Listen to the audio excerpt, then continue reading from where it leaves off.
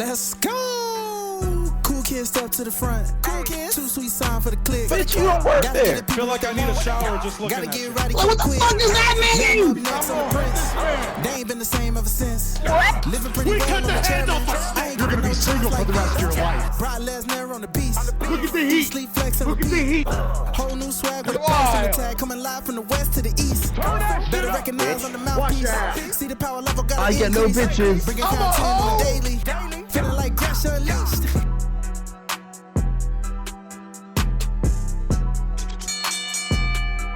Greetings and salutations, ladies and gentlemen, boys and girls, non-binary pals, and everybody in between. Welcome back to the Gresh and Suela podcast. This is episode number 30 here on wherever you listen to your podcast. As always, joining me is the voice that does the most, the voice of deviltry himself, Gresh. I'm speaking in third person for some reason. And joining me, as always, is the queen of rebels herself, Suela the Bandit. What's good with your family? Hey y'all. Today is actually a great day and a great night. It was like 75 degrees outside today. I felt Weird. that too. I went to North Carolina. It was cold as shit. I came back and it was warm. Weird. Georgia does In not December. know what it wants to do with itself. So Not at all. we're stuck with this bullshit, I guess. But if you are new around here, this is literally the final review of the year 2022, because this is the second to last episode of the Gresh and Suela podcast for season 1. Over 30 episodes and counting we have produced, on and off, breaks, Jesus. none breaks, because sometimes That's stuff got crazy. canceled, life happened. 30 episodes. Ugh. We are 30. we are close to 60, then 100, then who knows how long we decide to keep doing this. But Man.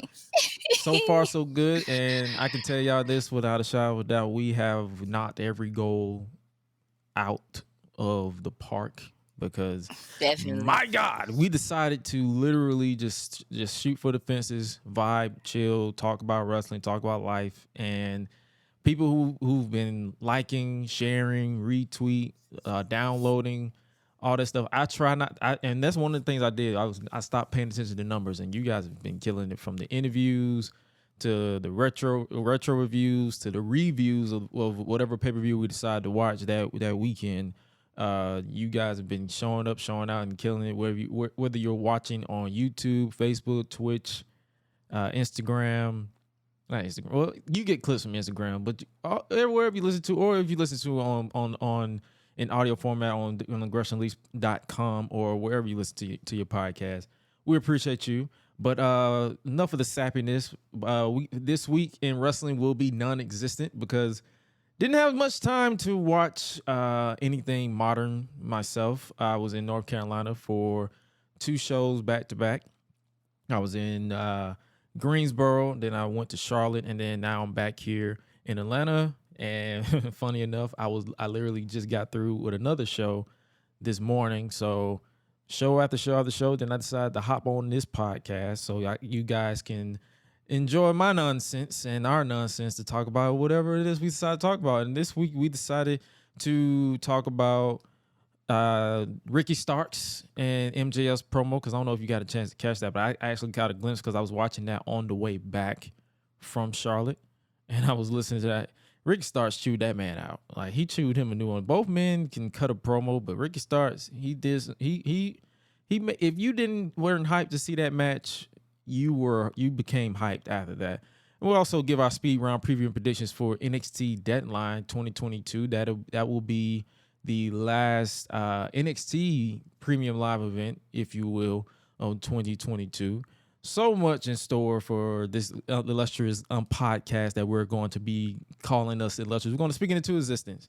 We're going to be giving a retro review for December 3rd, 2001 episode of WWF Raw, which saw Chris Jericho face WWE champion Stone Cold Steve Austin, while Mr. McMahon and Kurt Angle targeted The Rock after The Rock embarrassed Vince McMahon on SmackDown with his pants down We'll talk about it. Well, and I don't know why after I watched this show, because I actually watched it. I finished watching it an hour ago because that's how lack of time I had this week. But I finished watching it an hour ago. We might get into some Wrestling Observer newsletter stuff because I was intrigued in what the direction they was going at this time behind the scenes, because there's some stuff I didn't know, because at the time, who was watching WWE in 2001? I don't think a lot of people was watching WWE in 2001. We'll get into that and so much more here on the Gresh and Suela podcast. But before we move on, we got some house notes. Patreon exclusive content is back, which includes watching Vibe videos. We're going to increase that. We're going to, besides watching Vibe, we're going to increase the number of what we bring you guys over on Patreon, patreon.com/Gresh Digital. We appreciate you guys immensely, for those of you who are a part of the team. But make sure, if you haven't already, make sure you check out episodes 1 through 4 of the Watching Vibe series, with a new one more than likely dropping next week. Once I'm done in the North Carolinas again next week, I'll be back in time. Myself and Highlight will be recording the end of the year awards for 2022, this second annual, because we didn't do last year.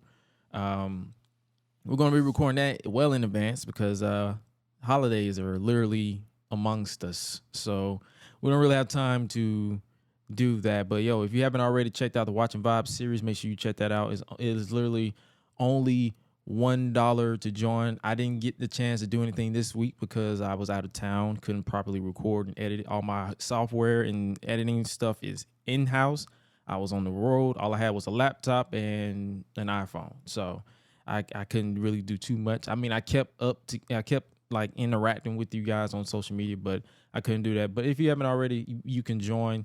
$1 to join. Watching Vibe is available for all tiers, and if you want to join the club, you could do so today. And speaking of the end of the year awards with Highlight Reel, they are officially next week. The end of the year awards for 2022 is next week. You guys can check that out with myself and Highlight Reel. The Gresh and Suela podcast and the Life's a Botch podcast presents the end of the year awards.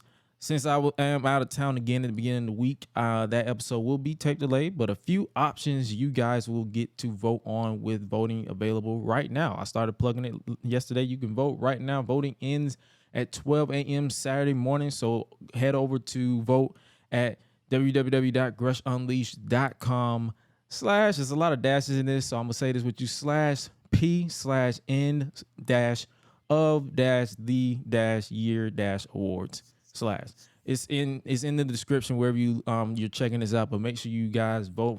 You can do so because I believe some of the categories right off the top that you guys can vote on is Tag Team of the Year, Faction of the Year, matter of fact, so many more. You can also vote for Return of the Year, Best Fan Reaction of the Year, and 2 additional selections. You can vote for the LGBTQ plus Superstar of the Year or Wrestler of the Year, as well as your favorite local independent superstar or / wrestler of the year. You can also vote on that.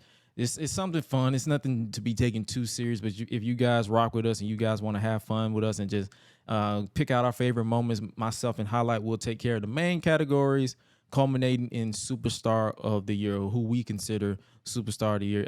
Part 1 will take place on the Gresh and Suela podcast, with the part 2 more than likely concluding. If we don't take care of all the categories on the Gresh and Suela podcast, it will conclude over on the Life's a Botch podcast. Make sure you guys check that out if you haven't done so already.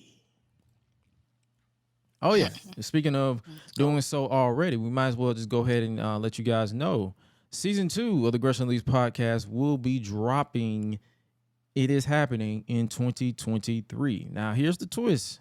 As we transition into in-person podcasts for the new year, the way we are live now and we've done for the past year won't be a thing for the first few episodes of the new year as we adjust to the new shift to make up for it. We will increase listener interactive segments and content, as well as quarterly giveaways, Rather it's exclusive, it's like whether it's exclusive with one of a kind merch, gift cards, etc. Also, we're looking to finally introduce our third co-host that we've been promoting. We wanted to get him on here during the past few months. He was announced, but let's be real, he no-showed the call time each time. We're going to start fresh in the new year and see where we go from there. We're more than likely what's going on, what's going down. But yeah, season 2 is going down, and I've actually narrowed it down to 2 studios that isn't too out of pocket for either of us to travel. So we're more likely that is happening. In-person podcast will be a thing for us here at the Gresh and Leaks podcast, and here in general for our new network that will be finalized in the coming months. So make sure you guys stay tuned and keep it locked for season 2 of the Gresh and Leaks podcast in 2023. Now, before we move on, we here at the Gresh and Leaks podcast have officially sponsored our first wrestling event, coming to you live from Winston-Salem, North Carolina at the AML Pro Wrestling Training Center on Thursday, December 15th, which is next week, 2022. The Vaganza 2. It will be a live pro wrestling toy drive and variety show. I believe you can watch it over on twitch.tv/superjaw. I got the match card right in front of me. I'm going to pull it up for you right quick so you guys can know what you're in store for. We have Faction Feud. It will be hosted by Jay Rose. That's going down. It's 2 teams of 5 wrestlers versus fans, best of 3 rounds. That sounds like a fun idea. If you guys want to check it out, you can do so right now not right now, but on December 15th. I believe also you'll have, let me pull this up because I'm doing this off of a whim. You will have BoJack and Phoenix Nitro, the narrator of Violence. Phoenix Nitro, they will be your commentary team. Let's look at this match card. You have James Ryan versus Kobe Carino.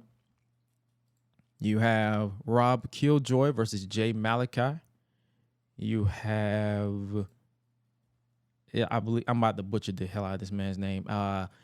Alex Vian versus Clara. Alexavian? Is it Alexavian? It look like Alexavian. That's what it look like. All right, yeah, let's go with that. Sorry about that if I butchered your name. My bad, my brother.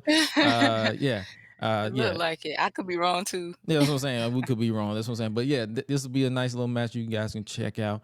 And then we have the Long Shots versus the Sharp Brothers.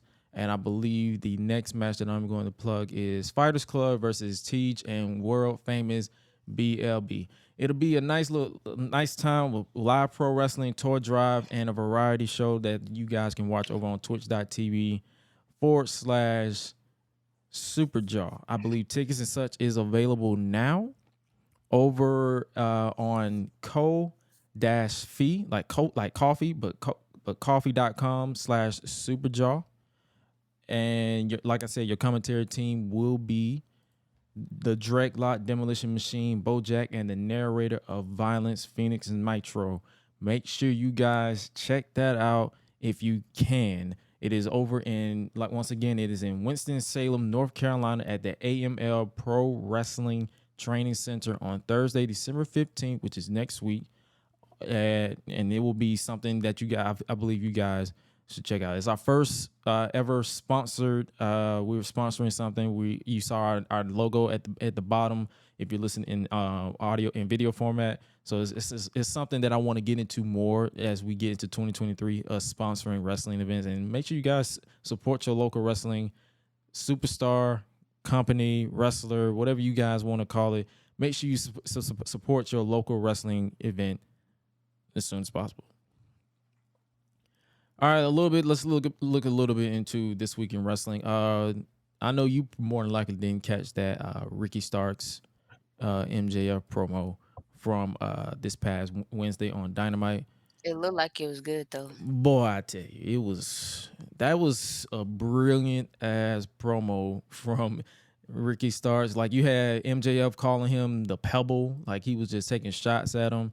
But then Ricky, our boy Ricky, that's all I can say. Our boy Ricky. I'm gonna try to pull up some audio because this man cut the promo of a lifetime that I feel like if you haven't already, you should check out, because this man, the way Ricky went in on MJF, you guys got to check it out. And I think it's pretty. I should have expected a fifth-rate Roddy Piper.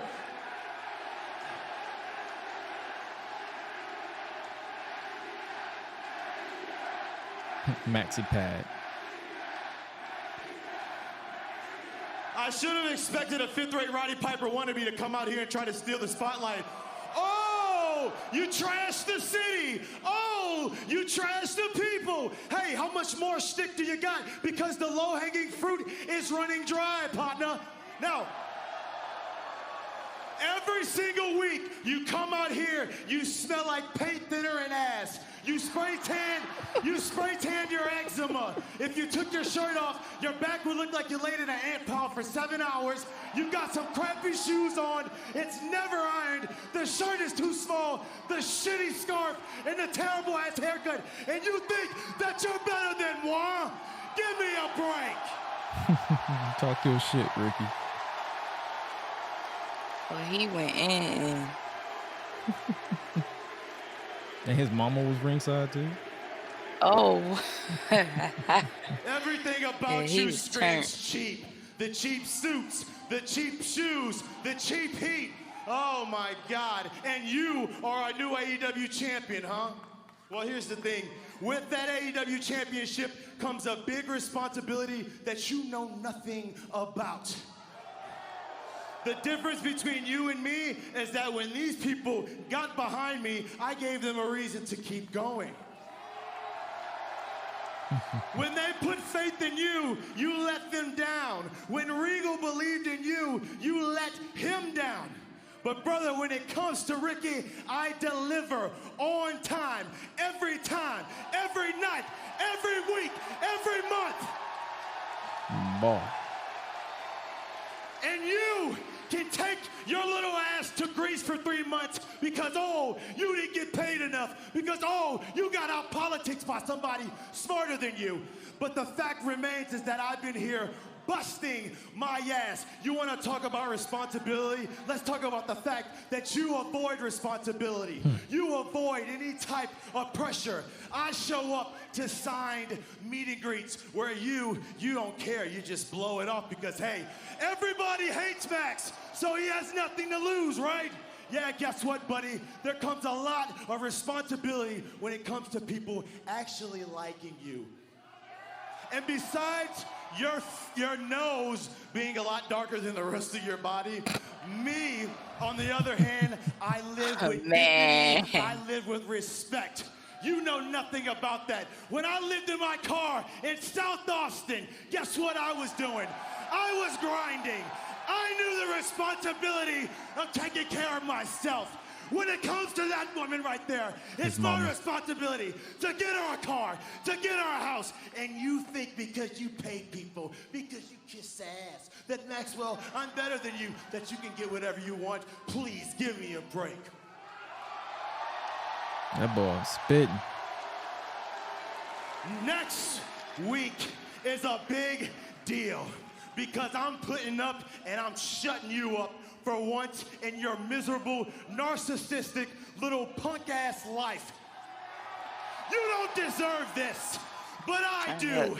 YouTube, guess what? Been there, did that, busted my ass to get here. Never needed a name to make it right here. And I don't need a name to beat your little ass. I am Ricky Starks. I'm gonna stand 10 toes down right now. Next week, I'm smacking the mole off your neck. I'm stomping an asshole right into you, and I'm taking that title. I hope you do it. I'm gonna do you a favor How this is that going you right never now. had done in your life. I'm going to take the responsibility off your plate, little boy. Hoo-hoo. Hoo-hoo. Hoo-hoo. I'm gonna take the responsibility off your plate, little boy.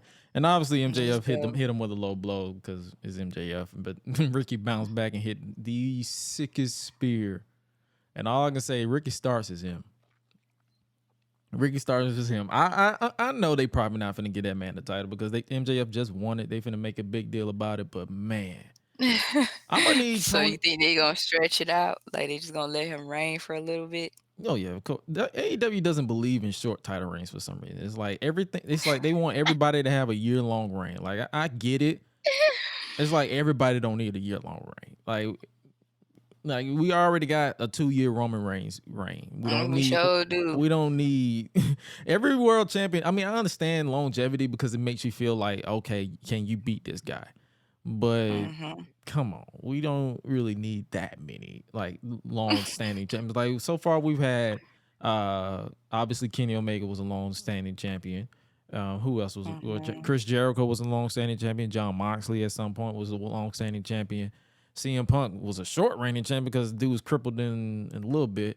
And Hangman, I believe his reign was like a few months. So it's like, yeah, MJF more than likely the way they've been building him up, they're going to make it a long-standing reign. But man, this promo made you excited to see this match. The entire show was actually pretty good. It sounded exciting. It sounded like the entire show was pretty good outside of the ongoing JAS versus BCC story that's still going. Hopefully it ends at Final Battle because it's a Final Battle pay-per-view on Saturday that I am not watching because it's gonna be at 4 p.m. on a Saturday. I got shit to do. I got shit to do. But outside of that, like this, and obviously it ended with this man holding the AEW World Heavyweight Championship, the Burberry belt, the BBB as MJF likes to call it. Burberry belt. But man, they literally all they had to do was give MJF and Ricky Starks the microphone and they told the story. They literally sold the story. They sold the story in 1 week. And I give them that props because that was some seething words. You obviously got some people who was like, oh, did he out promote who? I don't give a damn who out promote who. This was entertaining television for me. I enjoyed it for what it was. It was brilliant. And obviously Ricky stood tall. So if you've watched wrestling as long as I have, you know that man is probably not winning the title next week because whoever stands tall before a title defense, is either some shenanigans going to happen or they're just going to flat out lose. And hopefully in Ricky's case, there's some type of shenanigans to where they can drag the story out, but don't flat out beat him. Don't do it. Yeah. Don't drag it out too much. I say the next pay-per-view. If they don't, well, no, they're going to probably give it to Danielson. It's probably going to be MJF and Danielson at the next pay-per-view. So, yeah, but put it this way. This is a match that needs to build Ricky to the point where he's up there. He's a mainstay in the main event. He don't need to be pushed back down to no TNT division. Like it's like he's ready to just the way that man just cut this promo. Let's do this and now we can put him over here. The way that man just cut this promo with no disregard or no stuttering. You can tell he meant he had the legitimately veins popping out his entire head. You could tell he believes everything you say. The best story and the best promos are when people who are giving it believes every single word, every single syllable, every single comma, every single exclamation point. If you don't believe what you're saying, why would I, as a viewer, believe or give a shit with what you're saying? Exactly. This man right here cut one hell of a promo. I'm gonna be glued to my seat more than likely. I'm gonna watch it when I get back from North Carolina because I fly back in that morning. So more likely I'm gonna be seeing it and probably editing next week's show. But good television. And speaking of good television, is it almost boss time in New Japan? And the reason why I asked that is because apparently it's reported that Mercedes Varnado, aka WWE Sasha Banks, is expected to be at New Japan Pro Wrestling's Wrestle Kingdom 17 event next month. That is a interesting development. According to several sources close, this is according to PW Insider. Of course, I got to give credit where credit is due. According to several sources close to the situation, while it is unknown whether Ronaldo will be appearing before the live crowd, we are told that New Japan is bringing Ronaldo in for the event. Back in October, Ronaldo teased the idea of wrestling former WWE star Kairi, formerly known as Kairi Sane, in Stardom. She is, I believe, the inaugural New Japan Women's World Champion. Which you guys should check out, by the way. I saw glimpses of that match. I'm gonna have to watch it in full again. Which, and according to report, and well, according to Stardom, which shares the same corporate owner as New Japan. So there's that. That could be a situation with what they do, but so they have the same. They recently did a corporate a crossover event with New Japan, which saw, like I said, the inaugural Women's World Champion being crowned. Sasha has recently been training at a number of places in recent months in the United States and in Mexico. So even though she walked out, her and Naomi walked out, and rightfully so, they knew their worth. She's basically been still training because she has a passion for wrestling. Do I see her in New Japan? I wouldn't mind it. It's better than people assuming that she'll be debuting in AEW in Japan in January to team with Saraya against Britt Baker and Jamie Hayter in a one-off match. Unless they're like, the only way I see Mercedes in AEW is if Tony Khan legitimately rebuilds and refocuses on the women's division, not this nonchalant lackadaisy what you've been doing. Like, I mean, legitimately put it up to par with what they're doing in NXT, with what they're doing, what they're now doing on the main roster. Because let's be real, SmackDown's women's division has just been dreadful to sit through. But you're behind, and what they're doing in Impact and what they're doing now and what they've been doing in Stardom. So it's like, yo, catch up. And I mean, you have to get with the times. So just like, don't bring her in to just do what she was doing in WWE. Don't waste her time. Like, yeah, don't waste this woman's time, and don't waste my time, because I'm like, I'm gonna get hyped for it, and you just gonna just push her in the back like everybody else, like you did with Athena, like you did with so many other people who were like hot in the flame of the month, but then fell off. I can tell you one of the WWE success stories is the Acclaimed, Jade Cargill, Britt Baker, and Hangman Adam Page. That's 4 out of a lot. So if you get Sasha in, or Mercedes, let me start saying Mercedes, whatever she do, that's the beauty behind being in the unknown. You don't know. We don't know. We're just assuming. We're all speculating. So I'm intrigued with what they do with that. That's I guess that was the last bit of tidbit news I have for you guys. And yo, we might as well move on to the NXT Deadline 2022 speed round preview and predictions. Let me go ahead and pull up this graphic, or let me go pull up this scorecard on what we're gonna vote for. I got one section for who I'm voting for, who you got going for. So hopefully you guys can, if you tune in, more than likely I'm probably going to watch Deadline because it's at 8 p.m. on a Saturday. I'm off. I get off by the time the show goes on, so that's the beauty behind that. But yo, let's get this ball rolling. Let's start with the main event, which will be for the NXT Championship: Apollo Crews versus Braun Breaker. Who you got? Let's start with you. Who you got? LeBron. You got LeBron. Mm-hmm. And you know what? As much as I like Apollo, and I've been interested in what they've been doing with this, because they was out fishing on NXT this past Tuesday, but we both going with Braun. All right, the next match will be Alba Fire versus Isla Dawn. This match came about because Isla Dawn cost Alba Fire the NXT Women's Championship in that last women's standing match against Mandy Rose. I'm probably gonna go with Isla. Yeah, I was gonna say Isla for this one. All right. And then we're going to look at the match that was just announced on this past Tuesday. Is for the NXT Tag Team Championship. Pretty Deadly versus the New Day's Kofi Kingston and Xavier Woods. I'm gonna have to go with Pretty Deadly. Oh, okay. You are Pretty Deadly. I'm gonna go with the New Day. All right.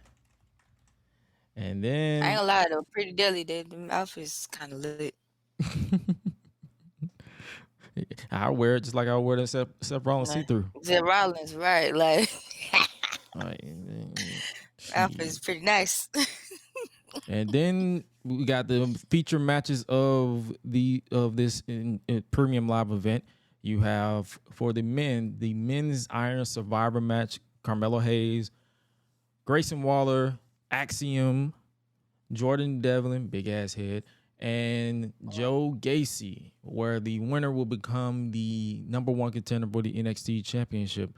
I'm gonna have to go with Melo. Yeah, I'm going with Melo. All right, so Give me Melo. we're both going with Melo. And then for the women, the final match for NXT Deadline, we have Zoe Stark, Cora Jade, Roxanne Perez, I believe that's Kiana James, and Indy Hartwell. I'm gonna have to go with Rox. Cora. You gonna go with Cora? Yeah. All right, cool. I'm gonna go with Roxanne, and you're gonna go with Cora Jade. And that is our. Well, I'm about to say this show. I'm gonna watch it. I'm liking what they've been doing with NXT. It's been up and down. Like that's any wrestling show. So hopefully, this is a fun event. Like an Iron Survivor match. I think I'm more so intrigued with the match type than anything. So hopefully this is a fun show, and that concludes our preview and predictions, our speed round preview and predictions for NXT Deadline 2022 that goes down this Saturday at 8 p.m. Eastern Standard Time. You don't worry about us giving a preview and predictions for Final Battle because the bill is not worth the price. I'm just going to leave it at that. They did not sell me one time on any matches on this show at all, and that doesn't fall on the talent. That falls on the promoter and what they in their advertisement. That's just how we got. That's all I got with that. All right, let's go back in time, ladies and gentlemen, as we relive WWE Monday Night Raw from December 3rd, 2001, where Chris Jericho faces Stone Cold Steve Austin and Mr. McMahon targets The Rock. Without giving anything away, what did you think about this show?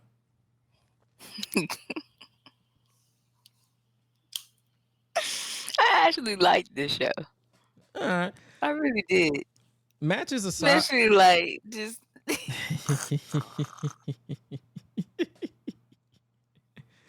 matches aside, which was pretty much just TV matches throughout. It was pretty entertaining. Like I wrote some things down where I was like, because I literally hilarious. when I didn't really have time to watch it at all this week, so I really literally watched it an hour or so ago. So so a lot of my thoughts are fresh on my mind. So let's see where we go. It was so funny. Like I watched it last night and then I texted you and I was like, okay, which one is it? And then I went back because at first I ain't gonna lie. First I went to SmackDown. And I was like, wait a minute, this don't even have the right date on it. So I had to go to Raw. And then as soon as I went to Raw, I ended up finding it. And then by the time I found it, I was like, I want to say like 30. I was like halfway in, and the thing is almost over. That's when you text me, and he was like, "It's this. It's Raw from this day." I was like, "I got it now." Like. I'm almost done with it. I looked at my phone. I was like, this woman here. I'm about to. Because I literally would do that. I was like, wait, is it this one or this one? I was about to grab you through the phone. I was literally about to text you like, what did you just ask me? And it was so funny. I sent you this shit before I left. I caught myself, and then I looked at the email too, and I said, yeah, I did it right. I was like, why did I even text him? I said, it's too late now. I can't unsend it. No. No, you cannot. God damn. I already done found it, but I'm not about to delete this text message. Just there. Even if you deleted it, I'll still see it. So it don't matter if you deleted it on your side. I'm like, I was like, he's gonna have to put the interaction, put the ha ha ha, and just leave it. nah, I responded because I'm like, I'm gonna make sure she got the right damn day because we're not about to get on this show and talk about 2 different shows for no damn For reason. real.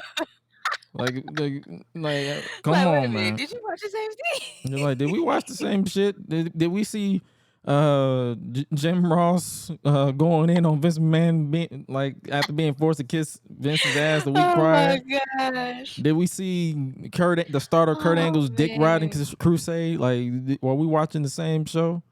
That is funny. But I was like, well, it's too late now. Thanks a lot, Apple. I can't even unsend it. It's too late. It said delivered. like, damn, you can't catch it. It's already in the app. Like, Apple done snitched on your ass that you right. It's already in the cloud. It's like, too late. Goddamn. But speaking of snitching, let's go ahead and move on to this show. This cold open was so icy when I watched it. Don't know what they were saying in the song. Do you know what they were saying in the song? At the boss of the song, the beat. I was like, I don't know what they're saying, but it got you hyped with the 808s going off in my room. Yeah, I ain't gonna lie. Raw. It went off. I was cool with it for a little bit. Now I hit skip intro. He said, fuck this shit. Fuck this shit, I'm out. I was like, nope, let's get it. Let's move on. Like, all right, let's move on. It's going too long. Raw comes to you live from the Bradley Center in Milwaukee, Wisconsin, with Jim Ross and Jerry the King Lawler on commentary. They cut to WWF New York, and I started wondering if a wrestling company would ever do that again, like open a restaurant. Like, how would you imagine, like, a modern wrestling restaurant? Like, if they reopened WWE, I guess you say, well, what would you call it? WWE The World or something, like a restaurant, modern restaurant. Like, it would be, the menu would probably be like, acknowledge me nuggets, or on SmackDown salmon, something. SmackDown salmon, or if you believe yours is the only chili, like the lyrics from the lyrics from Judgment Day, or or or the roof, the LeBron Breaker special. Hey, that's not bad. Or Now I literally want to try the food now. Like, I literally would do it. and they should Calm down. They should get some content creators to come up with some restaurant names, because I got a perfect one. I got the Yeeks. the cheese nuggets. Yeah. Because I'm some oozy juice. the moosey juicy. The oozy juice. The oozy juices. Like the oozy juices. The oozy Like, they have slushies. different flavors and stuff, or oozy slushies. Yeah, that's lit. The oozy slushies. Yes. The you know how you got the hot dogs? You got the My Dogs.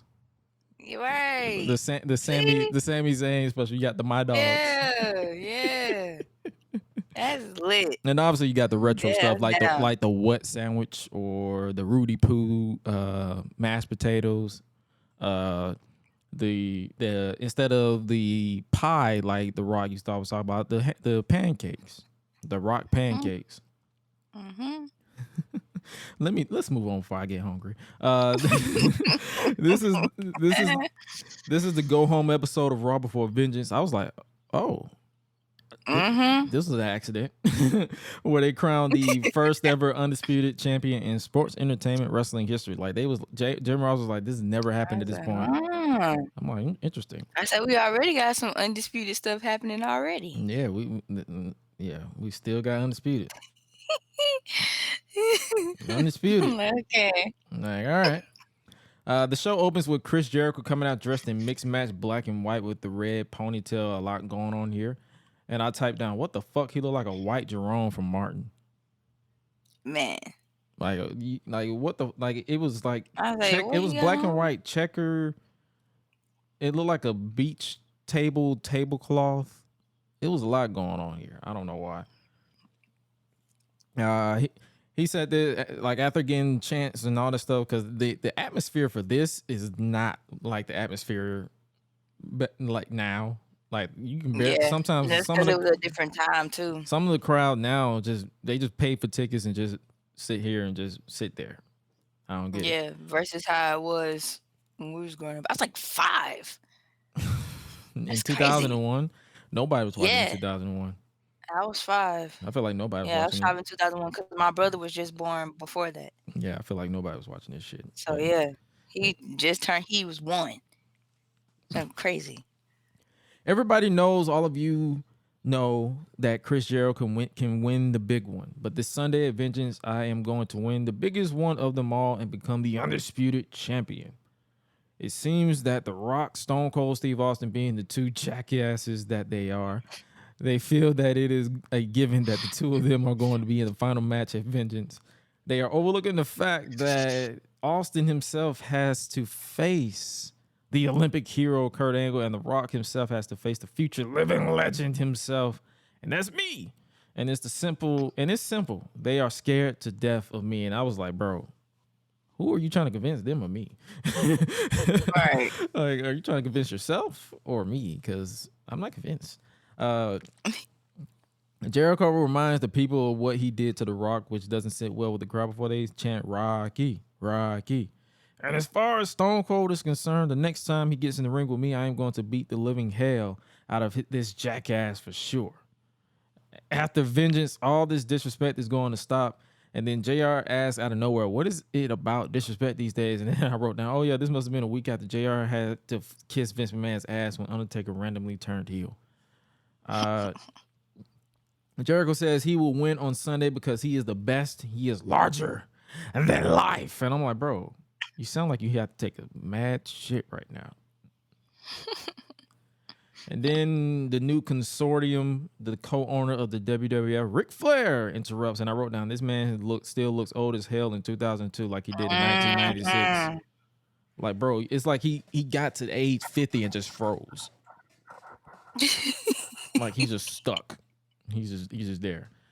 I was like, dang, he still look the same. Still look the same. And he look the same now. Old as shit. For no damn reason. Larger than life. Do I call you Chris Jericho? Do I call you Jericho? Do I call you Chris? My God, Jericho. I'm like, why? He prefers Mr. Jericho. All this greatness fell on you because you beat The Rock once. I beat The Rock twice. For me, my friend, seeing is believing, and I ain't see either time, Flair said. And I wrote down, well, watch the product, kid. You might learn something. But to be fair, it was during the invasion angle when that match happened. Nobody watched that shit. Nobody was watching that. And I got a problem. Oh, you got a problem with me, Flair? You got a problem with Jericho? And then Flair then checks his suit, looking around like a lost puppy. You're not talking to Ric Flair anymore. You're talking to the owner of this company, pal. Woo! I like that. I'm like, bro, if you woo one more time. For real. I said, dang, man, how many times you gonna go through this? I'll tell you what, I do I said, have man, you are this close. You're this close from me picking up the remote. I'm about to mute Because you. I was ready. I was ready to hit mute or fast forward. Like, either way. I'm about to do something else. I'm like, bro, if you say woo one more time, I'll tell you what I do have a problem with is your lack of respect for Stone Cold Steve Austin. Flair then does the bouncing off the ropes gimmick for some reason. For all the greatness you bring, woo! I'm like, shut the fuck up. Shut the fuck up. Shut the fuck up with this woo shit.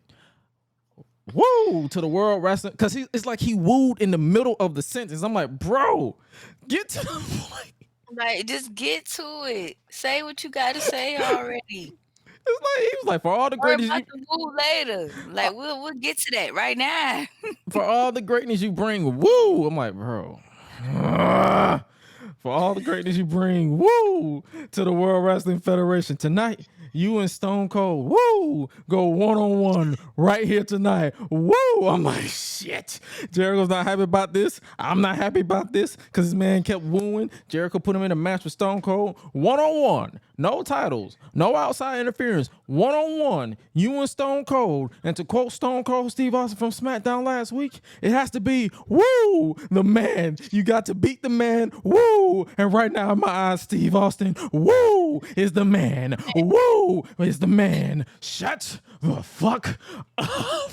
You say woo one more goddamn time. I am going to literally turn this shit off and say we did not, this show is canceled because this man kept saying woo. I was literally about to cancel this entire podcast because this man kept saying woo. If you say woo one more time, I'm going to shove my woo up your ass because I am tired of hearing woo every 60 to 30 seconds. We had to deal with the what chants at this point, and we had to deal with the woos at this point, and I am tired. I am over it. But Jericho's left to test it and in the ring because now he has to compete just 6 days before Vengeance. The Rock arrives to the arena backstage, so you know he's about to get some shenanigans, and that's my type of party. WWF Vengeance is proudly presented by Lugz Boots and Shoes. Have you ever worn anything from Lugz? No. Do I even remember Lugz? Not one thing.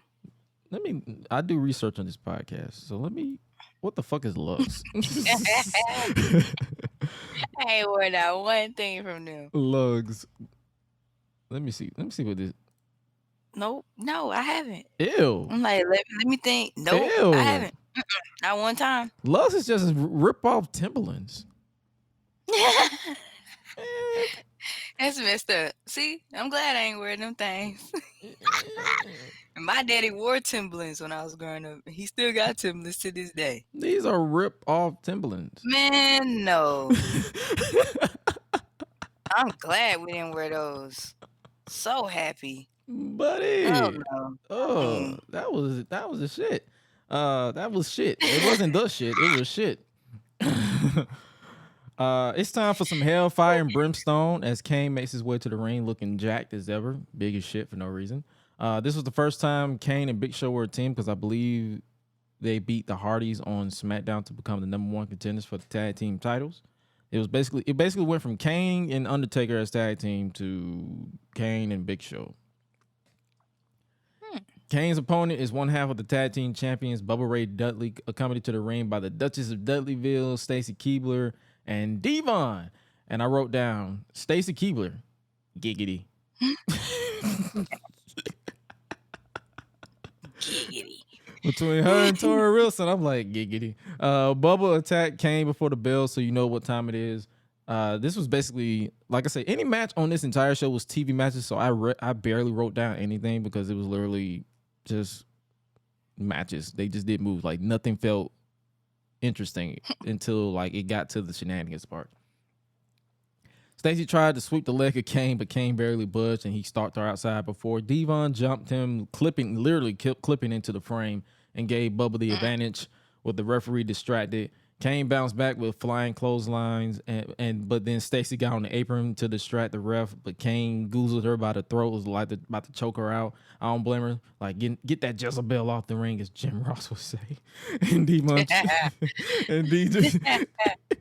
I'm sorry, Stacey. Giggity. I'm sorry. Sorry about that. But Devon tried to slip in and attack, but Kane saw him and gave him the big boot. Bubba then tried to use the belt, but Kane ducked and hit the choke slam to pick up the win. That's what I'm saying. This was literally just a TV match. It was literally choke slam, win. Kane's celebration didn't last as long as Devon hit Kane in the back of the head with a belt, and he barely sold it. But then the Dudleys hit the 3D on Kane before Big Show sprinted down to the ring, came to make the save before hitting his own choke slam on Devon. The giant babyfaces stood tall to end the segment. This was basically the build to this entire show was basically the final build to Vengeance. So it was like a lot of matches were announced. Backstage, Vince McMahon is on the phone with The Undertaker, and he says it doesn't matter if he's not there tonight, just as long as he's at Vengeance to teach RVD a lesson. Kurt Angle then enters and asks Vince how he feels after what The Rock did to him on SmackDown. And I was like, what did he do? And then I realized, I'm like, oh no. He said, you have to feel like this big. What The Rock did, my friends from the Olympics were calling me and saying, how could your boss be so humiliated on national TV? Saying the whole world watching. It's on the internet. It's everywhere. And I wrote, they had internet in 2001? Mm-hmm. I was outside, so I don't know. I was at the cul-de-sac. I didn't give a shit about the internet. I was. Yeah, I think they had like AOL at the time and stuff. Oh wow.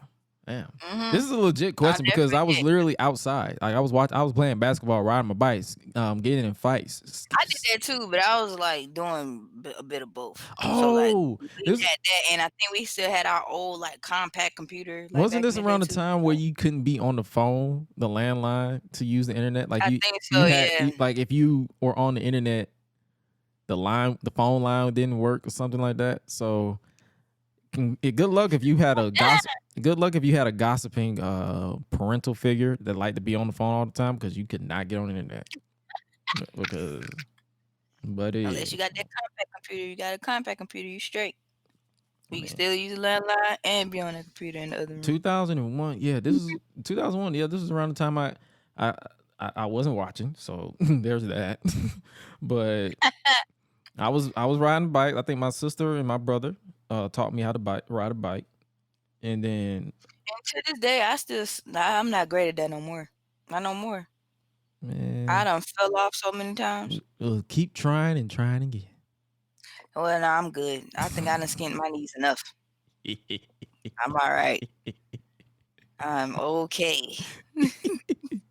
Continuing with this, Vince McMahon, Kurt Angle continuing to remind Vince McMahon with his pants around his ankles. The Rock had you in the ring waddling around like a duck. He legit started doing the duck walk and everything. I'm like, bro, what are you doing? He's like, and he sure did. And he gave you the rock bottom, and your grapefruits were hanging out right in the middle on national TV for everyone to see. And he literally squatted down and started motioning that his dick was out all on TV. He was like, bro, your grapefruits was out. Your balls was just dropped. I mean, what an embarrassment moment. Vince cut him off before he gave any more details, asking like, why you reminding me of this shit, man? I was there. Right. I was right there. Me, like. And then Kurt proceeds to dick ride without a license and proclaims that they will get The Rock back tonight because he will not embarrass Vince McMahon. And they both sit down to come up with a plan to fade into commercial break. Back from the break is Albert, accompanied to the ring by Scotty 2 Hotty to compete one-on-one with his former tag team partner, Test. Scotty referred to Test as Horseface. Mm-hmm. And I could not contain my laughter. Because that man did kind of look like a horse, though, in the face with the buck teeth. That's so funny. I was like, it's like when I was watching, I said, okay, now when I look real hard, I'm like, I can't unsee it. I can't. Like, every time I see it, I'm like, horse face. I said, well, you might be onto something here. You might have a point here. The accuracy right now, it's not you don't miss. So I can't get mad. You might have a point here, pal. Yeah, we're going somewhere. We're going somewhere with this. Like, hold on now. Hold on. You got a point. He said you got the worm, you got the hip hop hippo, and you got horse face. It's like a little wild kingdom out here tonight. And I wrote down, who the fuck is hip hop hippo? I'm like, what? What is that? Apparently it's Albert. I'm like, this man with little to no rhythm is the hip hop hippo. All right. I didn't bother writing anything down. It was a good TV match, nothing too special, but pretty solid. Albert had Test up for the military press. That man was picking up a nearly 300-pound man like it was nothing. But Test slipped out and hit a big boot, but Scotty got off the commentary to distract the referee, which made Test go out and punch him out for distracting, getting involved and distracting Test long enough for Albert to hit a nice-looking pump kick. Test tried to cheat, but the ref caught him and stopped the count. After a near fall, Test grabbed the steel chair, and as he got in, Scotty snatched it and gave him a gnarly headshot to the skull, with Albert hitting a Albert bomb to pick up the win. Scotty was just chilling in the chair like he did. He ain't do nothing. Like he didn't just scramble this man's brain as Albert celebrated on the other side of the ring. And then backstage, we get women's champion Trish Stratus. She is walking around as King started shouting, "Oh, hey, puppies. That reminds me, I got to go to the mountain next week." What? What the fuck are you talking about, man? She's looking for The Rock, heading into commercial break. What does she want with The Rock? Oh, I don't know. Please shut the fuck up, King. Shut the fuck up. This was going. Between the woos and the whats and I King knew being horny, please. For The Rock. I was like, okay. Please, shut the fuck up, King. Damn it. Back from the commercial break, Michael Cole is interviewing hardcore champion RVD, and they talk about Undertaker attacking him on SmackDown to build to their match at Vengeance. And RVD says he doesn't know what's up with him. He says he's just all worked up before Christian comes in and says maybe Undertaker did what he did because he gives Vince McMahon the respect he deserves. Bro, wipe your mouth. The juice is showing from all that dick eating you doing right now. What the fuck are you talking about? You got the dick in your mouth. Shaboing boing. I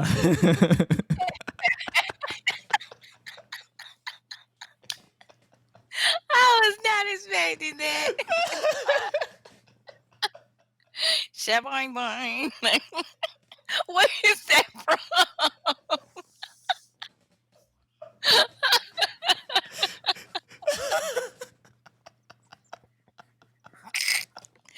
I'm gonna start saying that from now on. I ain't heard that phrase in so long. The last time I heard that was from Big Mama's house. Oh my gosh, that's so funny. Oh my gosh, why? Oh, that's hilarious.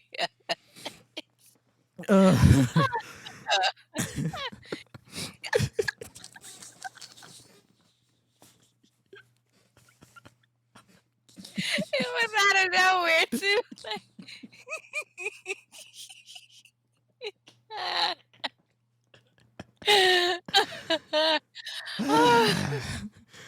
Oh my gosh.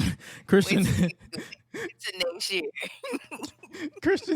Christian asks if he thinks he's better than, if RVD is better than the Undertaker, and RVD says he'll find out on Sunday and tells Christian since he's standing here he wants to see if he's better than Christian tonight, which he agrees. As long as the hardcore title is on the line, RVD says, all right, as long as that Euro trash title's on the line. I'm gonna get disrespected the European title. That was uncalled for. Come on now. That was a beautiful title. And Christian said, my Euro? You know nothing of Euro. What's the capital of Belgium? Waffle. You son of a bitch. What the fuck you say, RVD? Bro. What's the capital of Belgium? Waffle. He still kind of messed that up though, because he didn't say what's the he kind of messed up on his end too. Yeah, he said what's the capital of Brussels? He said what's the capital of Brussels, and then he was like, I don't know, because Christian, he was like, so because RVD said, okay, so what's the capital, and Christian was like, I'm not telling you. He ain't know. All right. So wait a minute now, who's really the dumb one? Both of them. Actually, both of y'all. Both of them. Both of y'all. Dumbass bitch. Right. Boing boing. Oh my god.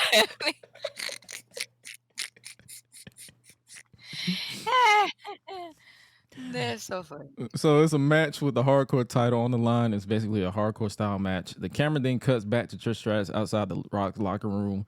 She knocks and then she just walks right in. Not once did this man say, come on in. He could have been assed out, balls hanging freely, and she just walks right on in. Like, you don't knock and enter. You knock and wait. Then you enter. Don't just slip up in there. Like, who you think this is? She wanted to come in and thank The Rock for saving her from another humiliating moment from Vince McMahon. And I'm like, what the fuck is she talking about? And she wanted to thank him properly with a kiss on the cheek.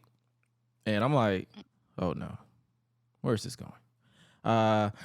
Is that your way of thanking The Rock? If that's your way of thanking The Rock, then allow The Rock to give you his way of saying you're welcome. And the way she just stood there all awkward and quiet, I'm like, I knew it was gonna happen. I'm like, what are you doing, bud? Where we going? Where we going with this? Well, I say, back to that other little capital comment. They actually were right. It's Brussels? That kind of, yeah, it is. I mean, it was. That's right. So the capital of Belgium is waffles? The capital of Belgium is Brussels.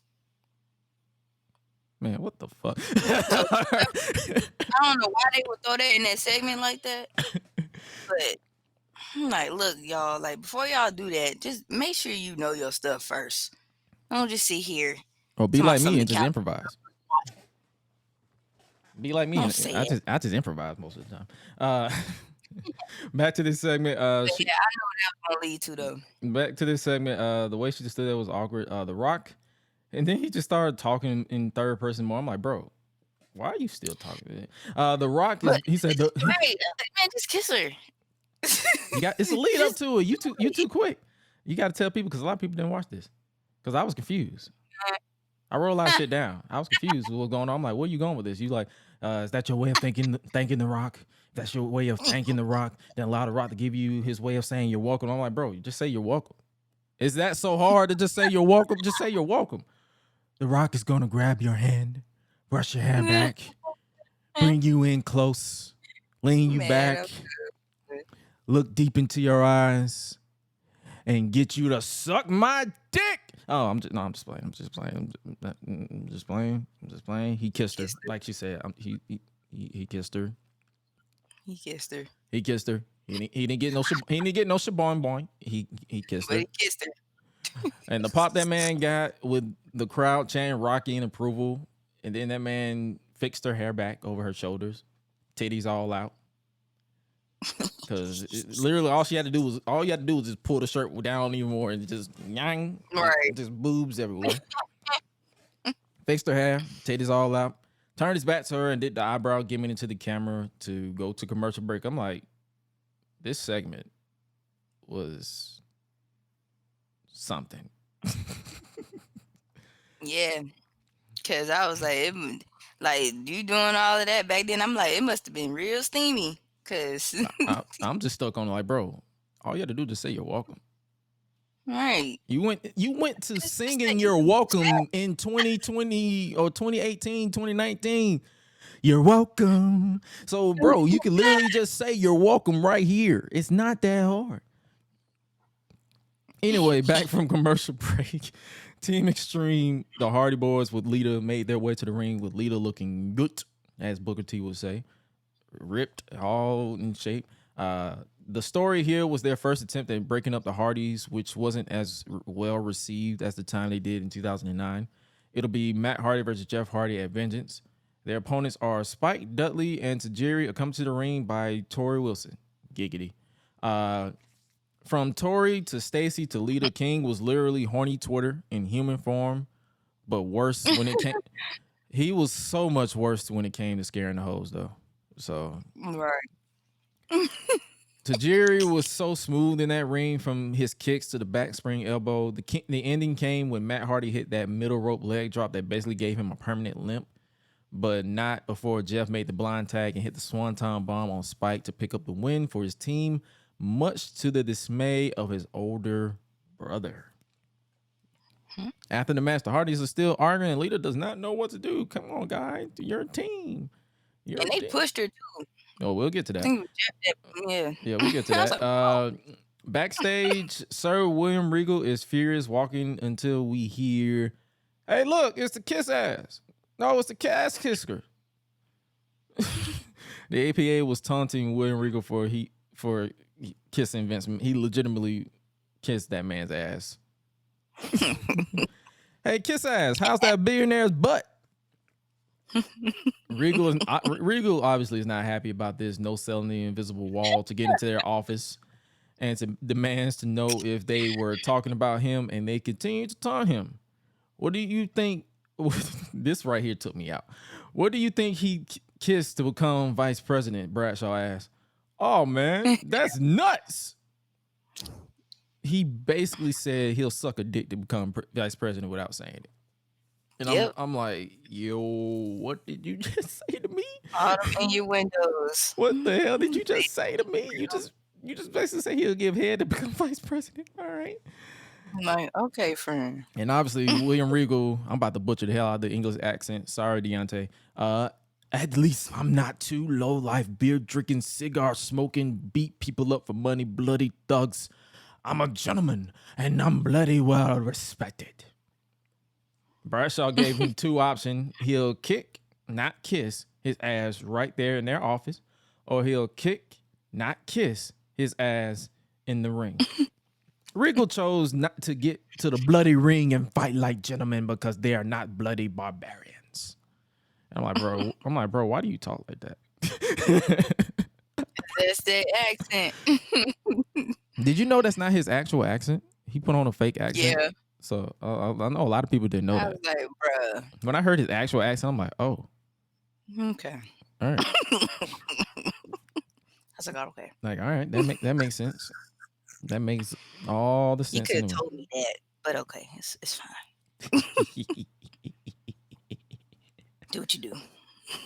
Up next in a non-title match, it'll be Austin versus Jericho. Back from the break, like we just mentioned, the Hardys is still fighting with Lita, trying to break them up until they push her off. They just pushed her to the ground, just said, "Hey, get the fuck out of here, move, bitch." She's not taking anyone's side, and Matt tells her to be the referee for the match and Vengeance to prove which side she's on. And I'm like, all right. Back in the ring, it's now time for the non-title match between WWF champion Chris Jericho, WWF champion Stone Cold Steve Austin, and Chris Jericho. Jericho makes his way to the ring as Raw is brought to you by Foot Locker, Burger King, the home of the Whopper, and by Crash Bandicoot, the Wrath of Cortex. Have you played this game? Yeah, that's crazy. That's one thing that stuck out to me too. I was like, Crash?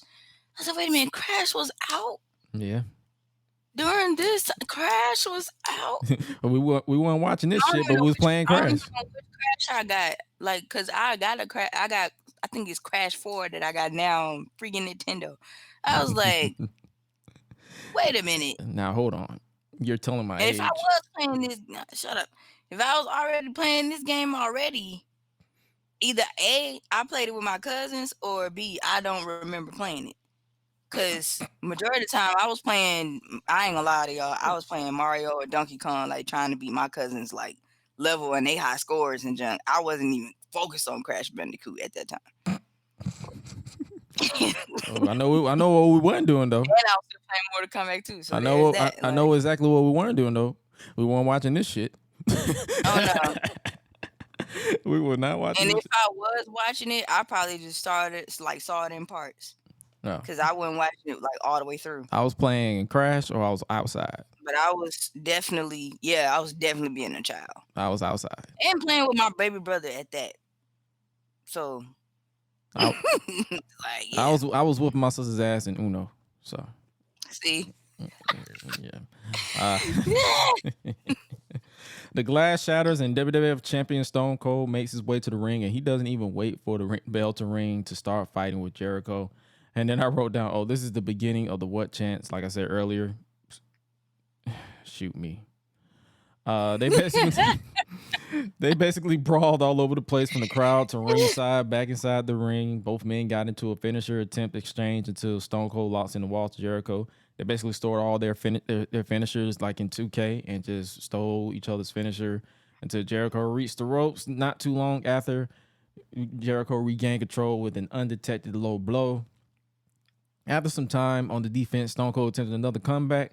He got some offense in with the Thez press before Jericho stopped him prior to locking in the walls of Jericho until a rope break. Austin tried to fight back, but Jericho stopped him again, but this time with a bulldog, which he barely got, before going for the lion salt, but Austin moved with Jericho legit landed on his feet. Nice. Jericho then went for a wild strike, but Austin Duck hit the stunner to pick up the win. I'm like, that was a nice little fun match right there. This was probably the most most match that I was looking into. Like, I was like, oh, this is intriguing. After the match, Stone Cold grabbed a couple of cold ones, a couple of beers, a couple of Steve Weisers. What? I hate that shit. What? To celebrate this win as he turns his attention to vengeance. And then out of nowhere, literally out of nowhere, all you heard was, oh, yeah, oh, yeah, oh, yeah. It's Booker T hot wiring Stone Cold's truck and stole his wheels. This man basically committed Grand Theft Auto on national TV that is being recorded. You can't even deny it. Everybody to see, like everybody sees it. And then apparently Stone Cold stole another car during a commercial break. See, the difference between Booker T stealing this car and Stone Cold stealing the car during commercial break. No one saw Stone Cold steal the car during commercial break. Booker T was on TV, hot wiring in the car, wide open. Like took the crank out so he can unlock it and just pull it off. Come on, bud. Like, bro, come on. You don't have the complexion for protection. Why are you doing this? Because he don't care. Shit. Simple. Dumbass. He don't care. I mean, whatever. You dumb motherfucker. You dumb son of a bitch. you idiot. You. Like, well, y'all want to play games? Like, we get play games. All right. Up next, Mr. McMahon and Kurt. Like, that shit, bro, what are you doing? Like, you on TV. That shit blew me. I'm like, why are you on TV stealing? Like, bro, if you're gonna steal it, at least right on TV. Like at least, man. Come on, man. Up next, Mr. McMahon and Kurt Angle make their way to the ring for the customary Vince McMahon promo segment. Rock, you ungrateful SOB. You could have just said son of a bitch, Kurt, but all right. Right. Kurt Angle basically says if it wasn't for Vince, The Rock, Stone Cold, or anyone wouldn't be a damn thing without him. Except for Kurt, because he was already an Olympic gold medalist. Kurt Angle then continues his dick-eating crusade before they show footage of Vince attempting to force Trish Stratus to kiss his ass. And I was like, oh, this is what they were talking about. Before The Rock came out and embarrassed that man on behalf of Jim Ross, Trish Stratus, and the millions and millions. Before hitting the rock bottom, Kurt Angle then rips into Rock about what he did and asks the people if they enjoyed that. What? Did you enjoy that? What? Did you like that? What? Say what if you like to sleep with your own sister? What? See? Look at y'all. They just kept saying what? I'm like, oh my God, please shut the fuck up. And then Kurt got them to stop saying what though?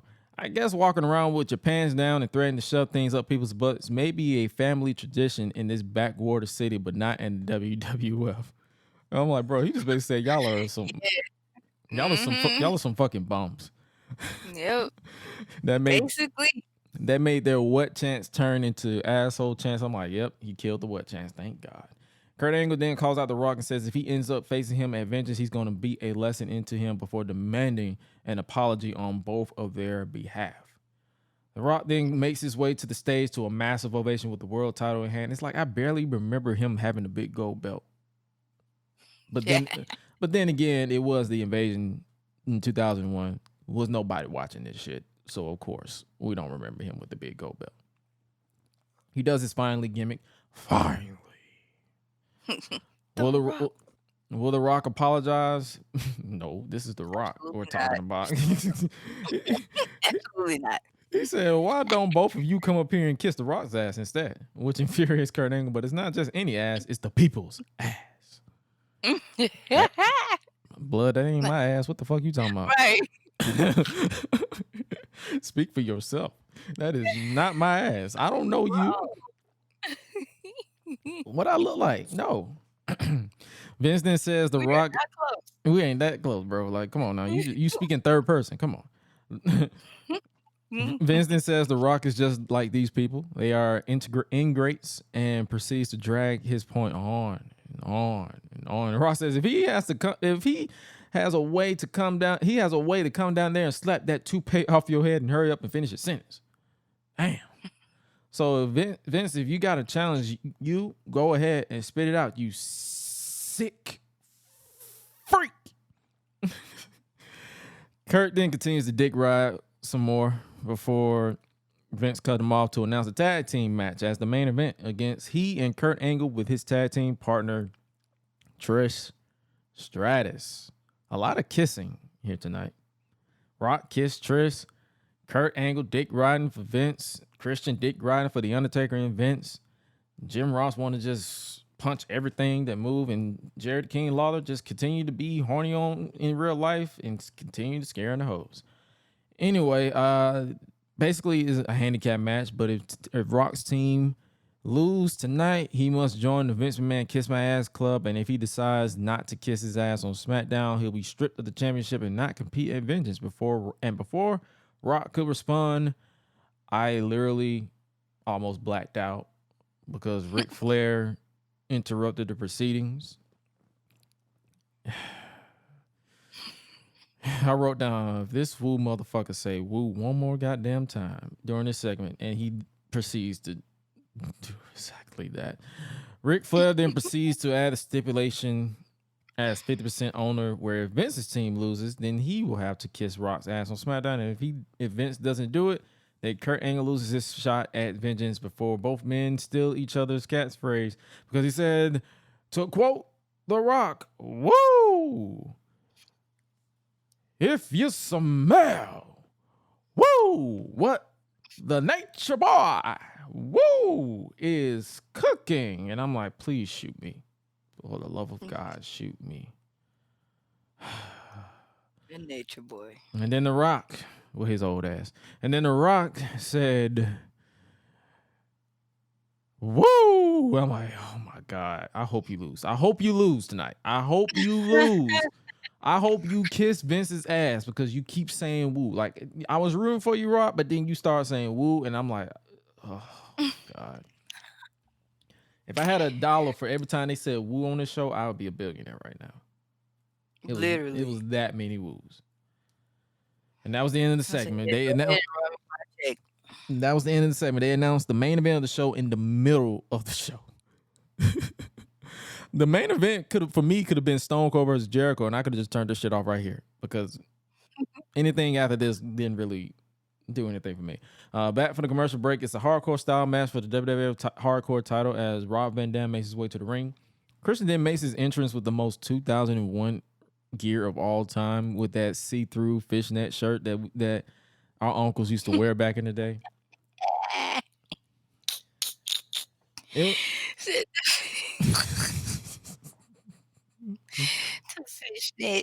They put some fishnet shirts. I was trying to figure out why they wore that shit. It's a Falls Count Anywhere match. It's a hardcore match. It was a solid, fun hardcore match up until this point, with Christian obsessed with hitting the concerto, but he missed with Van Dam hitting the spinning back kick or the Van Daminator, I believe that's what they call it, before hitting that beautiful 5-star frog splash to pick up the win to retain the title in the most tame but fun hardcore match I've ever seen. RVD picking up momentum heading into his hardcore match against The Undertaker. But I think I know why this hardcore match was tamed. We'll talk about that at the end of this show. Back from the commercial break, William Regal makes his way to the ring as they show his exchanges with Edge on SmackDown, whooping that man literally with a belt and punching him in the ribs, costing him his match against Kurt Angle. It'll be Edge versus Regal for the IC title at Vengeance. It's Regal versus Bradshaw, a match made after APA made fun of Mr. Regal for being an ass kisser, not an ass kicker. This was basically a quick little match. There was a mishap with Regal hitting Bradshaw with the brass knucks, or he barely hit him. It's like Bradshaw sold for it, but nobody hit him. So, and the ref literally had to stand there and pretend that he didn't see Regal while he was looking at him clear as day. He was like, shit, we forgot the spot. Well, he hit him in the face with the brass knuckles to pick up the win. After the match, Taz appeared on the Tron from WWF New York looking for Edge and says he's looking for Edge. Where the hell is Edge? I haven't seen Edge. And then as Edge literally cut into the frame. Literally, if you're looking at the Tron, you literally don't see Edge. He cut into the frame and hit a spear on Regal. It was basically as a form of payback, to like a build to their match at Vengeance. Mm-hmm.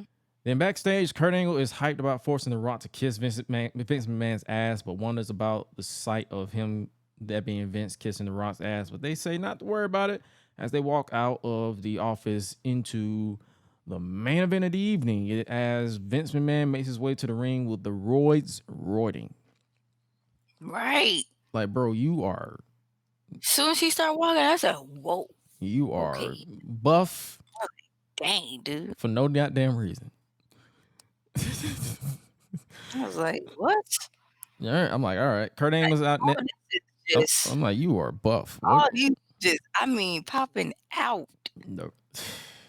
Like, bro, What are you doing here?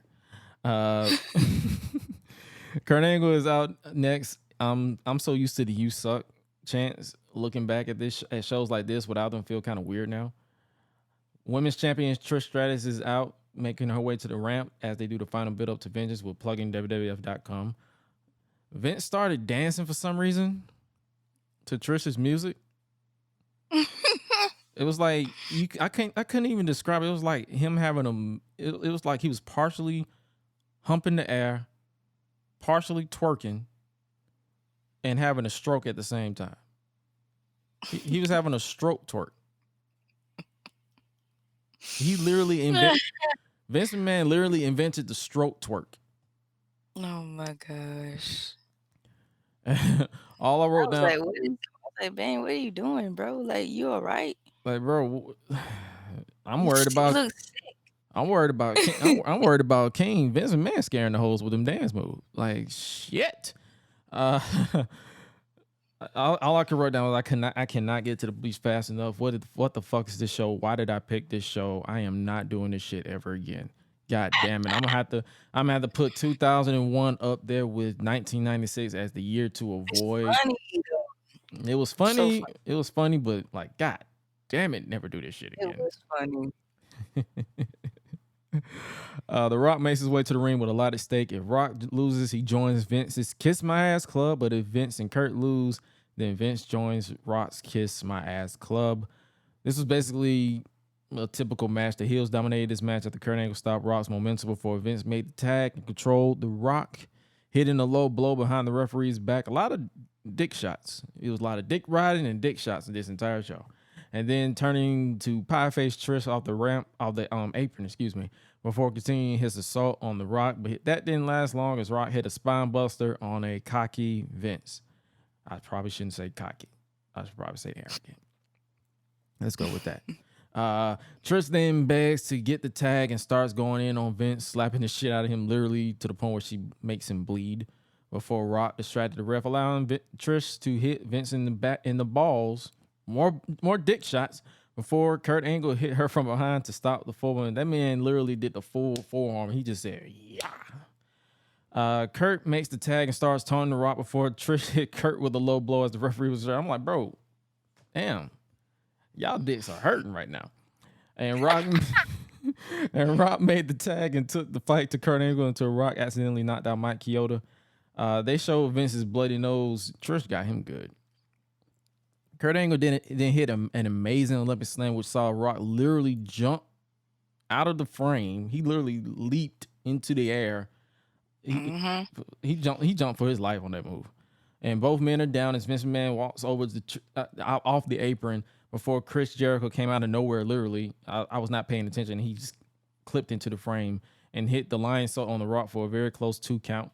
Vince McMahon then walks over, roided out of his mind, and chases after Trish Stratus, chasing her all the way to the back until Stone Cold walks out and begins chasing after Vince McMahon and started whooping his ass on the outside before hanging up Kurt Angle right into the rock bottom, giving the win to Trish Stratus and The Rock. Now Vince McMahon he literally got to kiss The Rock's ass on SmackDown. Did you ever see? You remember that segment, right? Where he kissed, he didn't end up kissing. This is a spoiler for those who haven't seen. I don't know why you haven't seen it. It's 2001, but The Rock teased him kissing his ass, but he said, "You're not finna kiss my ass." Then he brought out Jim Ross and said, "Pull your pants down, Jim." And then he teased, and then he teased that, and then he said, "Nope, you're not gonna kiss his ass." Then he brought out Trish Stratus And then he said, and then Vince was like, like a little, like he was scaring the hoes on SmackDown. Like, bro, they was just notorious for scaring the hoes. He was like, I'll kiss it. And then Ross said, "Oh, you sick freak." And then he was like, "You're not gonna kiss that ass." And then he returned the returning Rikishi. Yeah. And that's where that meme. Hilarious. That's where that meme with Vince getting his ass stuck up. So Vince McMahon has this fetish with sticking his face up wrestler's ass. He did it with Rikishi and he did it with Big Show in 2006. I remember that Hell in a Cell.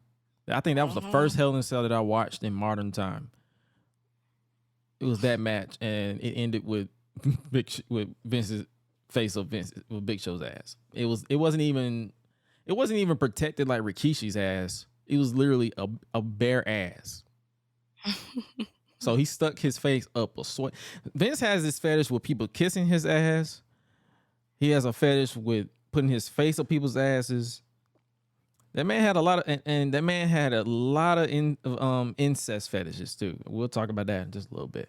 The Rock then teases Vince with air kisses because he has to kiss ass, or Kurt Angle can't fight for the undisputed title. And I wrote down, why did The Rock kiss the air like that? Like, bro, stop. And that is Monday Night Raw from December 3rd, 2001. Like you said, it was a fun show. I was getting frustrated with the woos and the what's, like, crazy. Neither one of us subscribe or follow the Wrestling Observer newsletter. I actually decided to find some notes, pull a page out of Deadlock's playbook when they do their reviews. These Wrestling Observer notes are from December 6, 2001, which kind of gives you Dave Meltzer's thoughts. With the invasion angle finally over, because you remember how I said nobody was watching in 2001? The invasion pretty much killed everybody's interest because they fumbled that. The WWF has essentially hit the reset button on the company, and part of that seems to be a return to the risque days of 1999 with Raw this week. In the last 2 years or so, WWF has toned down significantly due to the pressure from the PTC, the parental people. But WWF is currently suing the PTC. Over the course of the lawsuit, it has become clear that the PTC was pretty dishonest in their claims against the company. So the PTC is kind of neutered right now. They're neutral right now, and WWF sees the opportunity to go back to pushing the envelope. So this week on Raw was essentially an episode full of McMahon's favorite kind of television, bathroom humor and employee humiliation, culminating in Jim Ross being forced to join McMahon's Kiss My Ass Club. This was talking about last week, not this episode that we just watched. In his hometown, no less. So that man got embarrassed in front of the family. As you might expect, Ross was extremely upset about the angle and fought against it, but he's the VP of Talent Relations and felt like in his position he had to set an example of going along with it. So we got Vince McMahon, the 56-year-old owner of a publicly traded company, parading around the ring in front of a sellout crowd with his bare ass exposed, while Undertaker forced Ross's face into it in an angle that the real-life performer really wasn't comfortable with doing.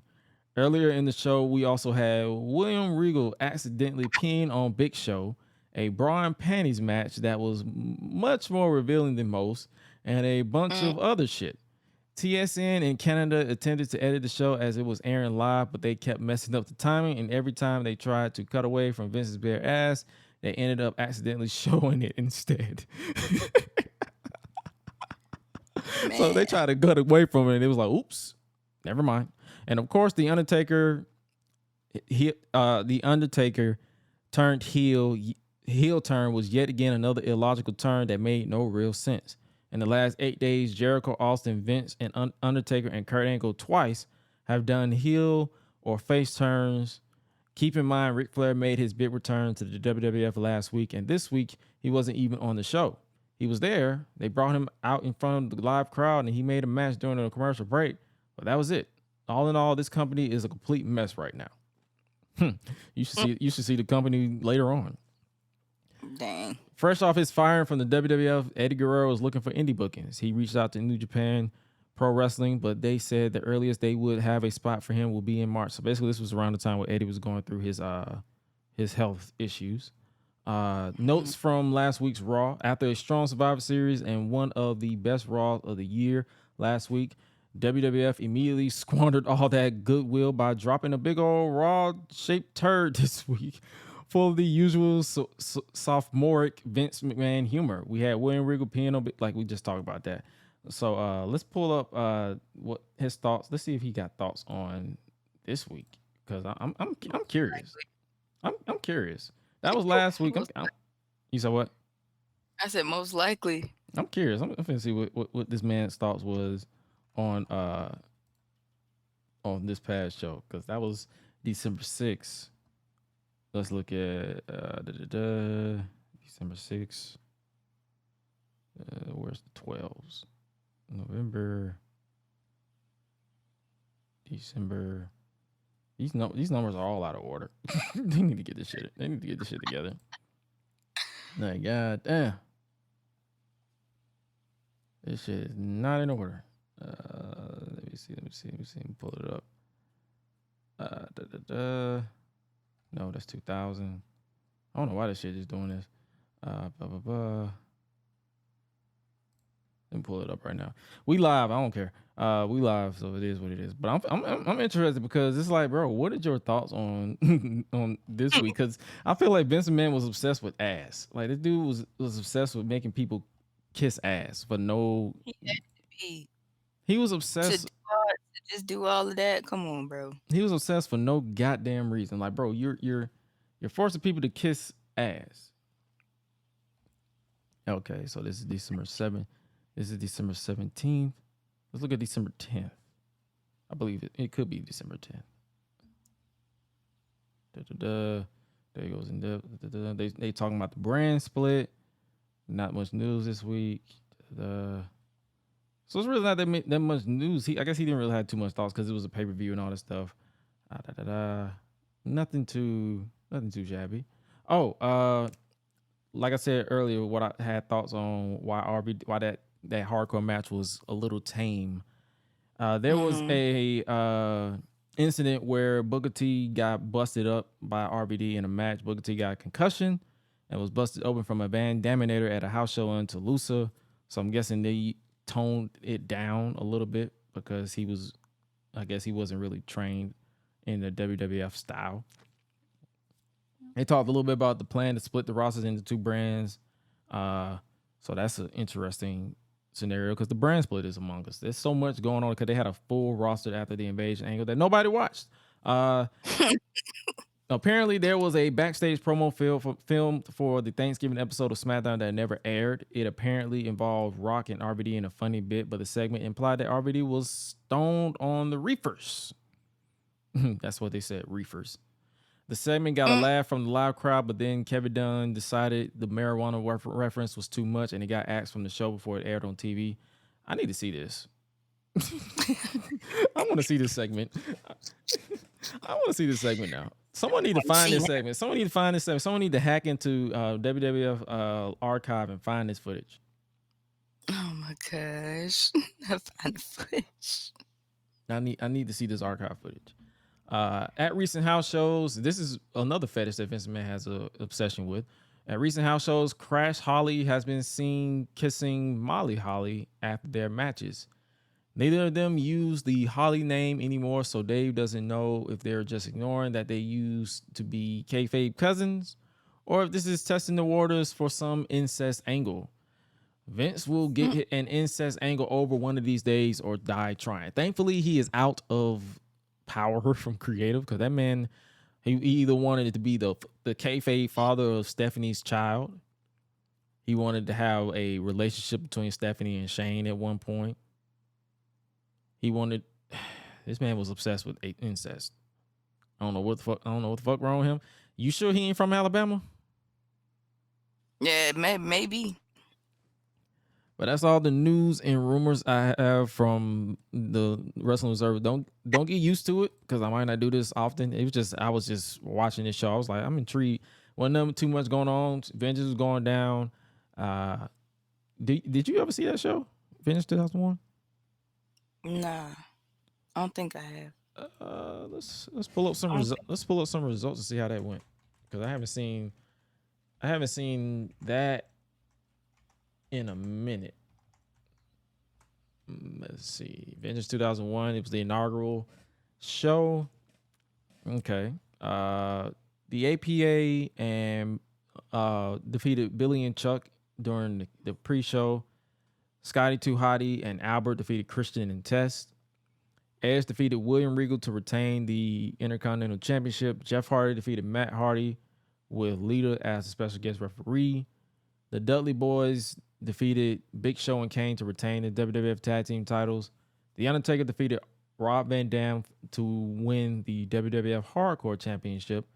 Trish Stratus defeated Jacqueline, love you, Jackie, to retain the Women's Championship. Stone Cold Steve Austin defeated Kurt Angle to retain the WWF Championship. Chris Jericho defeated The Rock to win the World Championship. And then in the main event, obviously, Chris Jericho defeated Stone Cold Steve Austin to unify both the World and the WWF Championships to become the first ever undisputed WWF Championship. So basically, it looked like a show that was pretty solid. None of the matches went over 20 minutes. So, I mean, from what I remember from seeing it, it was a pretty solid match. It was what it is what it was. But that is all I got, and that is the retro review for WWE Raw 2001. If you say woo one more goddamn time, I'm gonna punch you in the throat.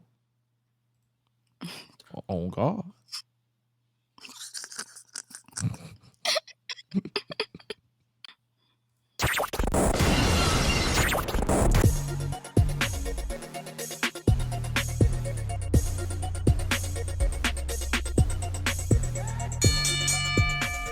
All right, ladies and gentlemen, this is part of the Gresh and Suela podcast where I hand everything over to the Queen of Rebels herself, Suela the Bandit, for the annual Chop It Up with the Bandit segment, where she give me 3 trending topics and we just have a chill out moment before we end today's episode. Take it away, Queen Rebel.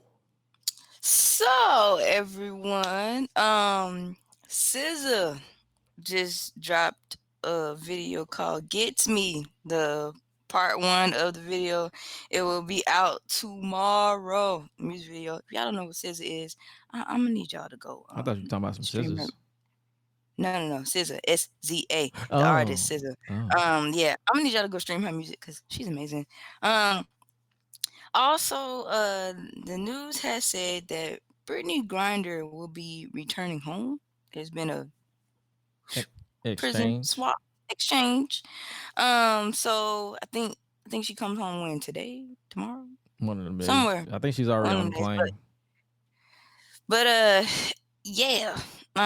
So I done saw that lately, and I done seen too many of these people jokes. Cause some of us black folks, we don't take nothing serious. No, we not. So when we not, so it's just that's just a given at this point. Like could have been did that, but okay.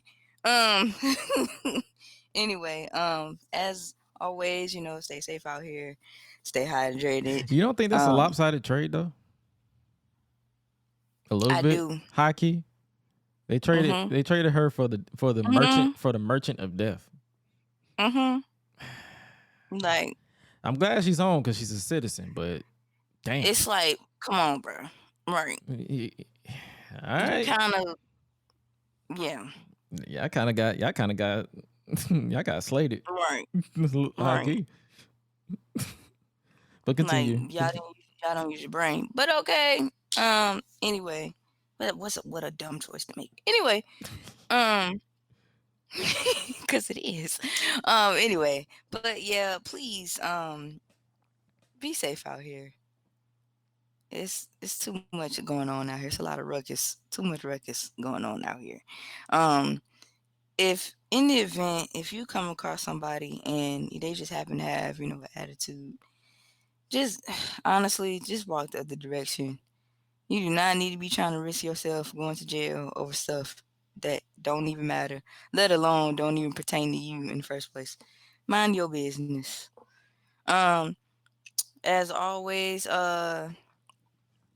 Yeah. Also, there has been I think I want to say the series premiere of Willow. It just came to Disney Plus. I think it was yesterday.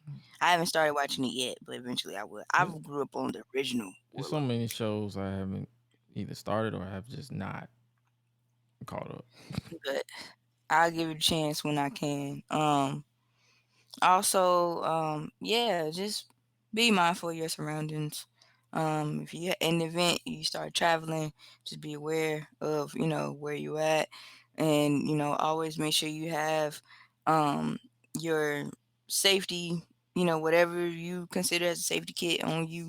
Um, Please tell your loved ones that you love them. You don't know when their last day gonna be here. You don't know when your last day is either. So make sure you treat it right.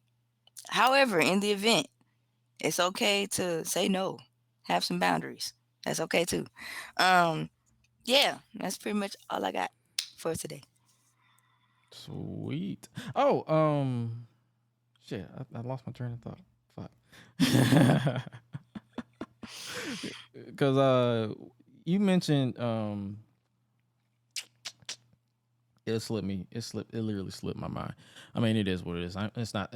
I'm not losing slip out. Fuck. I lost my train of thought. It is what it is. But yeah, make sure you guys stay safe out here. Stay hydrated. Stay in shape. Like if you can do cardio, do whatever you can do. Just do your thing. But with that being said, I guess that concludes our Chop It Up with the Bandit segment, and that concludes the Gresh Unleashed podcast, because that's all we got for you this week, ladies and gentlemen, boys and girls, non-binary pals, and everybody in between. But yo, for real, this was quite the show. This was a show that we watched. I'm like, this is a mixture of fucked up shit, stupid shit, gross shit, dick riding, dick eating. It was a lot. You got everything. It was crazy. But with that being said, you guys make sure you guys are voting in the end of the year awards, because your voice will matter at some point. This is something we're doing for the first time. If it's a hit, cool. If it is not, we ain't doing it no more. We're just gonna do what we did the last time. We're just gonna do it for ourselves. But we want you guys, the listener, to head over to www.greshandunleashed.com and search for the End of the Year's Awards tab and click on it. You click the link, vote on Tag Team of the Year, Faction of the Year, Return of the Year, Best Fan Reaction of the Year. So many other reactions that we want you guys to check out. And also, it will be Best Podcast of the Year, Announce Team of the Year, Best Twitter Game of the Year, Best Fan Reaction. Like I said, so many. We give you guys some choices. I believe so far as 10 choices. Also, non-binary, LGBTQ plus, Superstar Wrestler of the Year, your local or independent wrestler of the year. So many choices you can do. You can do that now by heading over to GreshUnleashed.com and clicking the link to where it says vote here and vote. The results will stop being counted at midnight on the 13th. I believe that is a Tuesday night. So vote if you haven't done so already. And with that being said, make sure you guys stay safe out here in these streets. Make sure you follow us on social media at Gresh Unleashed. That is on Twitter, Instagram, Facebook, YouTube at Gresh Unleashed Pod. And then you can follow me at Josh Gresham RRG on Twitter, Instagram, TikTok, Joshua Gresham RRG on Facebook, as well as make sure you join the Reddit, r/Gresh. We will do more Reddit stuff in the new year. But for now, you guys stay safe out here. I've been Gresh. That's been Suela. She won't be here next week because the show will be taped and she has other stuff going on. But she has been one hell of a co-host. This has been one hell of a podcast. And with that being said, you guys stay safe out here in these streets. And remember to always eat, sleep, flex, and repeat. Happy holidays. We out. Be breezy. Bye, y'all.